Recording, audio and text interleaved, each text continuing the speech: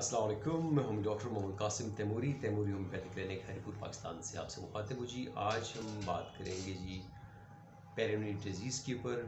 Phenyl curvature, पीनस का टेढ़ापन, bent पीनस, curve जो आ जाता है पीनस के अंदर। इसकी जब हम बात करते हैं तो इसकी जो है दो स्टेजेस हैं, दो तरह के केसेस होते हैं। एक वो होता है जी जो कि जिसमें एज आ जाती है कि पेरोनियल डिजीज़ जो होती है बेसिकली ये 40 से 50 साल के दौरान के मर्दों में होती है, जिसको पेरोनियल डिजीज़ कहते हैं। बेसिकली पेरोनी जो है एक फ्रेंच सर्जन डॉक्टर थे जो कि 1678 में पैदा हुए। उनकी डेथ जो है 1747 में हुई।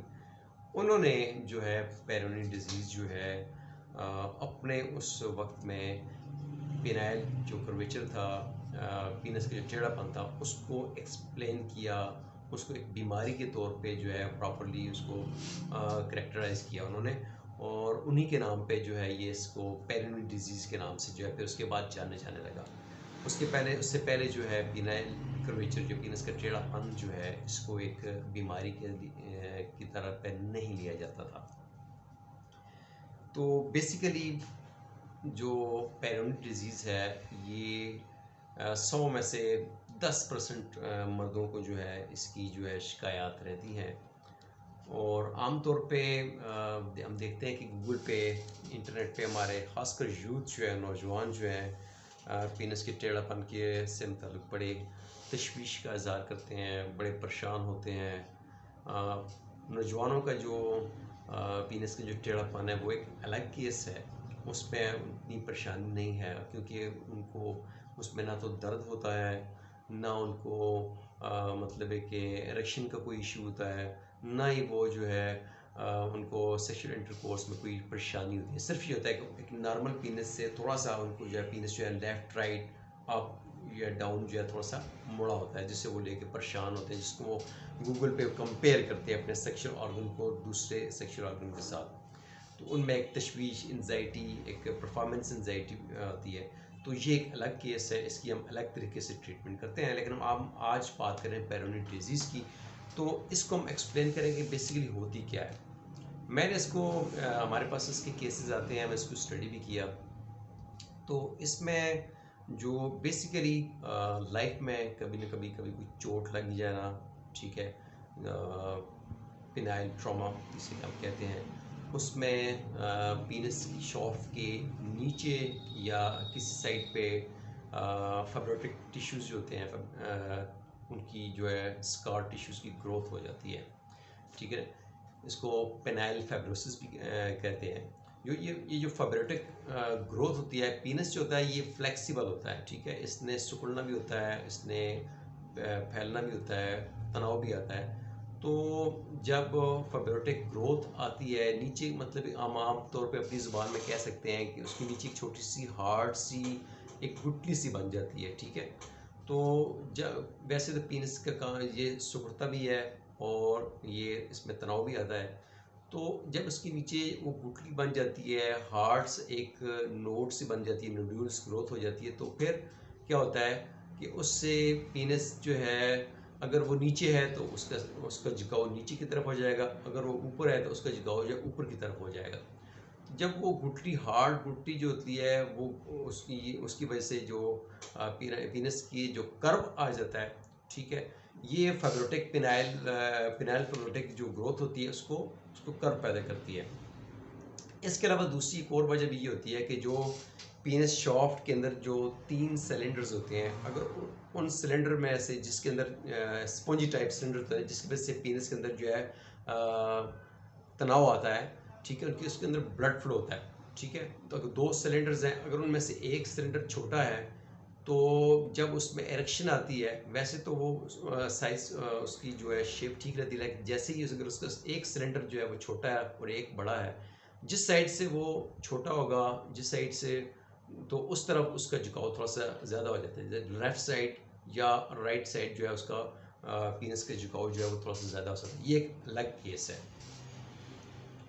अब इसकी जो पीनस जो होता है, बेंट हो जाता है, उसका कर्व जो है बहुत ज़्यादा हो जाता है, इतना ज़्यादा हो जाता है कि वो एक नॉर्मल सेक्शुअल इंटरकोर्स जो है परफॉर्म नहीं कर सकता। ठीक है, उसमें जब वो फाइब्रोटिक ग्रोथ जो होती है इतनी ज़्यादा होती है कि उससे उसकी जो अंदर ब्लड सर्कुलेशन है वो मुतासर होती है।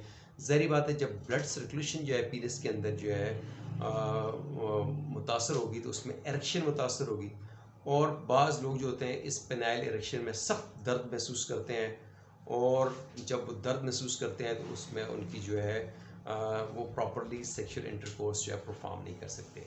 अब किस वक्त जो है आपने ट्रीटमेंट अडॉप्ट करनी है, कौन सी सिचुएशन ऐसी है कि आपको ट्रीटमेंट की ज़रूरत नहीं है? इसमें यह है, अगर आपको जो है उसमें बहुत ज़्यादा दर्द होता है इरेक्शन के टाइम पे, या आप जो है नेबल नहीं है कि आप प्रॉपरली एक कामयाब सेक्सुअल इंटरकोर्स कर सकें, तो फिर तो आपको जो है डॉक्टर के पास जाना चाहिए और आपको उसको ट्रीटमेंट को अडॉप्ट करना चाहिए। अब ट्रीटमेंट की तरफ जब आप जाते हैं तो उसमें सर्जिकल ट्रीटमेंट है, और दूसरी ट्रीटमेंट जो है कि शॉक वेव थेरेपी होती है, और उसके बाद जो आमतौर पे जो यूरोलॉजिस्ट करते हैं उसमें डिफरेंट टाइप के एक्सटेंडर्स जो हैं वो अवेलेबल हैं।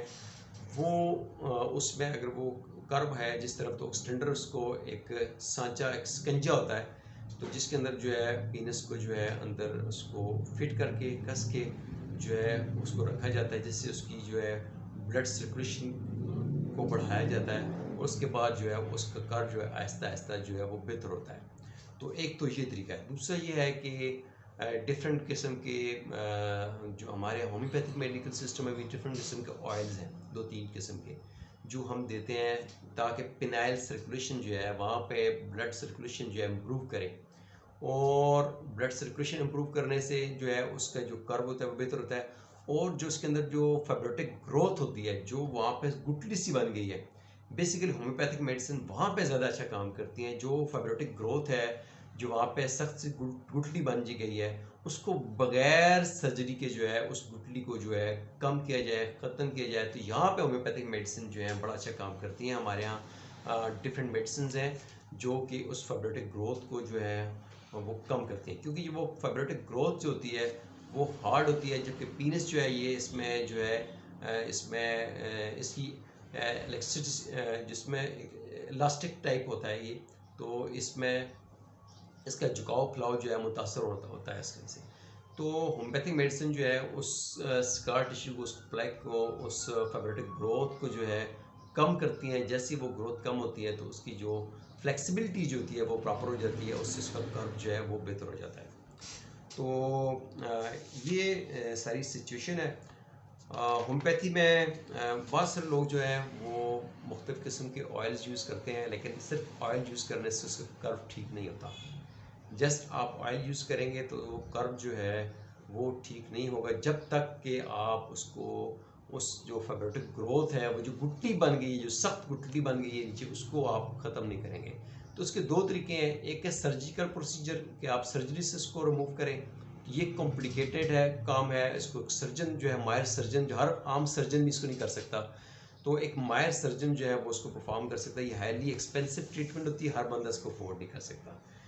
जो आम लोग अफोर्ड कर सकते हैं वो है होम्योपैथिक ट्रीटमेंट, कि आप जो है उस गुठली को, उस नोड को, नोड्यूल्स को जो है होम्योपैथिक ट्रीटमेंट से उसको आप कम करें, और वो जैसे ही वो आपको कम होगा तो आपका जो कर्व है, जो बेंट जिसके अंदर आ गया है, जिसमें जो तरफ झुक गया है, वो जो है वो ख़त्म हो सकता है। तो इस तरीके से आप एक नॉर्मल जो है एक सेक्सुअल लाइफ जो है गुजार सकते हैं। नॉर्मली अगर आपको दर्द नहीं होता है, अगर आपको मतलब एक सेक्सुअल इंटरकोर्स करने में कोई परेशानी नहीं है, तो आप जो है इसी तरीके से भी इसी के साथ भी जो आप अपनी सेक्सुअल लाइफ जो है कैरियर कर सकते हैं। इसमें परेशानी की ज़रूरत नहीं है। परेशानी की ज़रूरत उस वक्त है, घबराना उस वक्त बनता है जब आप पीनस इतना बेंड हो गया कि आप सेक्सुअल इंटरकोर्स परफॉर्म नहीं कर सकते, इतना बेंड है कि उससे आपको शदीद दर्द होता है, ठीक है, सेक्सुअल प्लेजर के बजाय आपको पेन महसूस होता है। तो ऐसी सिचुएशन में जो है ट्रीटमेंट जो है रिकमेंड की जाती है।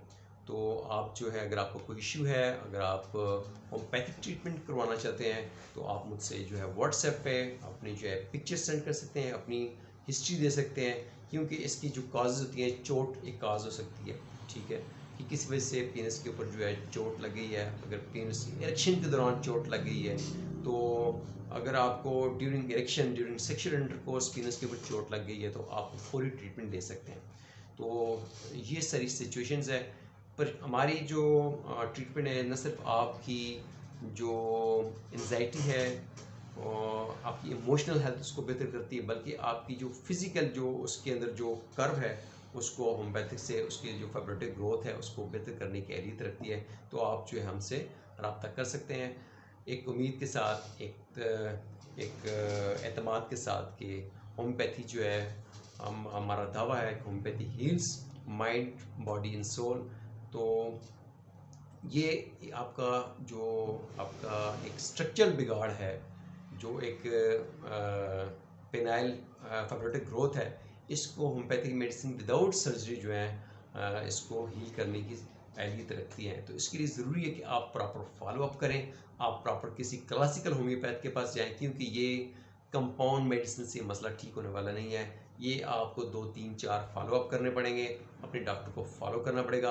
और याद रखें कि ये सिर्फ ऑयल मसाज से ये मसले ठीक नहीं होते। जब तक आप साथ मेडिसिन खाने के लिए पीने की जो आपको मेडिसिन डॉक्टर रिकमेंड करता है वो आप जब तक नहीं लेंगे आपको इसमें कामयाबी हासिल नहीं हो सकती। क्योंकि मेडिसिन जो होती हैं 2 काम करती हैं, एक तो उसकी जो फाइब्रोटिक ग्रोथ है, जो गुठली बन गई है उसको नरम करती हैं, उसको ख़त्म करती हैं।